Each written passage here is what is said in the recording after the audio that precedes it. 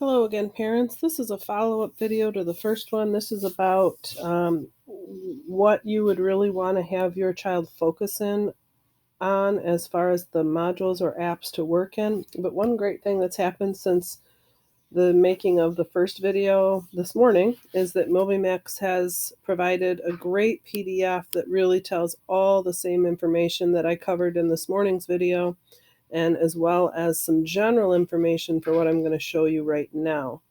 So that's a great tool for parents to look over, in addition to this, what I'm going to show you right now. And it's right there on the home screen. When the student logs in, some things that I want to show you that we can personalize for you.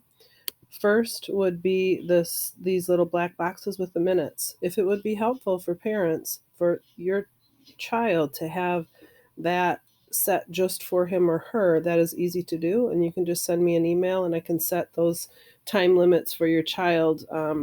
Does not change how much they can work in the app. They can still work less or more than the time. It just gives them something to shoot for and to watch their progress with.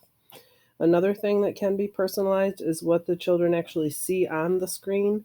If you have difficulty with your child staying where they're supposed to be and you'd like some of these options removed, we can do that. If you see some topics that are not on your child's screen and you'd like them on the screen, we can add them. And then most importantly is about the lessons. There are three main apps that do placement: math, foundational reading, and language.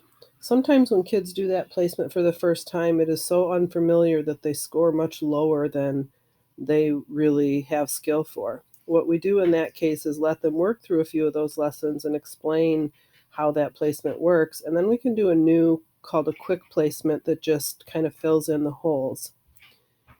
Another option is just to let me know that that placement or those lessons are too easy, and then I can go in and adjust those. Similarly, if the lessons are way too hard, I would like to know that so we can adjust those lessons as well. So that's the benefit of having a teacher on the back end of this to kind of guide each individual student's needs with your help at home while you monitor. Some of the apps also that older kids may work in would be reading skills literature, reading skills informational. Some of our older students at Lakeland actually have assignments in those based on their NWEA scores. These two modules do go down to lower grades as well, but they're pretty difficult to work in for the most part. Phonics and spelling rules is another one that we utilize at school that we can assign specific lessons to, or students can work at grade level. So students can really work in any of these, but we really try to recommend that they pare it down to the most important of them, um, just so that we don't dilute what we're doing. So, and lastly, just want everyone to know this is completely optional.